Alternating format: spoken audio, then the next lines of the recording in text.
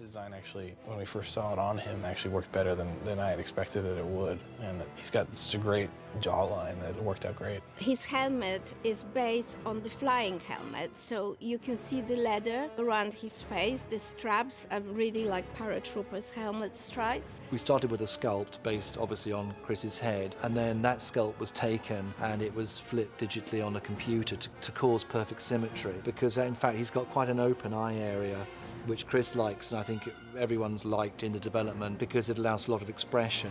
It's like designing eyewear or anything else. In some ways, the helmet is best created bespoke on the human face, which is far from symmetrical, but you would end up with such an open eye area, it would look very asymmetric. So we flipped it on the computer. It's a urethane casting. The color of the helmet's actually built into the urethane. There's some finishes and processes. We're just trying to sort of fine-tune each helmet to Chris, because I can assure you there's straps and there's donuts of foam and stuff on the inside of that, keeping it in place. It's an emblem for the whole way that the suit's been developed in that sort of low-tech, high-tech way.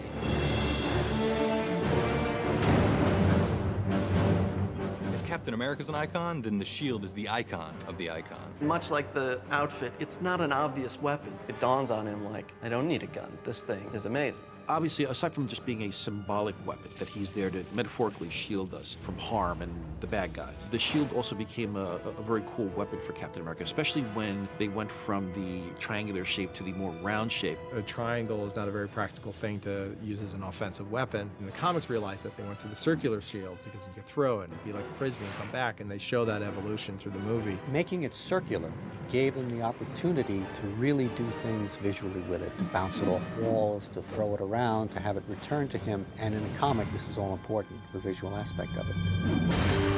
600 issues into the Cap comics, he still is able to do things with the shield you've never seen before. And it is always the challenge of our movies to bring that two-dimensional image to life in a three-dimensional film. One of the things I tried to bring to the design was some sense of realism. We wanted to try and bring some depth and give the camera something to play with reflections and really cool battle damage. The shield's made of vibranium, which is stronger than steel, but 3/4 the weight, which makes it very good in battle. It's a metal which absorbs all energy. It makes a bullet feel like a cotton ball. What do you think? I think it works. Believe it or not, for just a circular shield, we had 6 different sizes. We had different depths. We went through various metal spinnings to try and get the correct shape. We had to get this so it hugged Chris's body, so that it actually fitted his arms. They have so many different shields in this film. We have the heavy shields for the shots where he needs to block myself, or it's going to be a close-up, and it's this nice, shiny metallic. We have rubber shield when I'm actually knocking someone out with it, and I actually got to hit somebody. We've had a couple shields that are magnetic for when I got to slip it on my back. And then we'll use no shield at all every now and then. Every now and then we'll have to do a shot where I have to throw it, and those just CGI it. The toughest thing about the shield was making it believable that this guy could throw this thing, have it bounce off something and take some guy out and have it come back to him.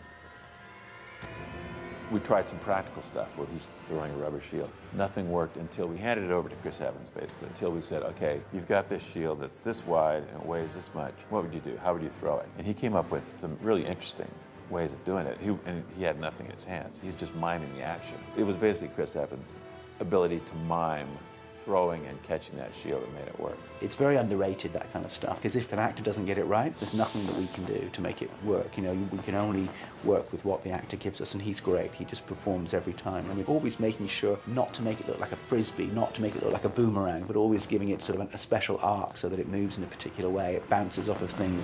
The last element is the sound guy comes there and he puts the sound that the shield makes, even when you're holding it, because it's vibranium and it has this ring to it. Once you put that in there, and when it bounces off something, it makes that sound. It's totally real. And it's inexplicably cool. I don't know why. Like, literally, there's no reason this big round thing should be excellent looking, but every time that Chris Evans walks by it with his arm, I just want one. We're trying to do something that is right for the story and right for the character, and hopefully that comes through.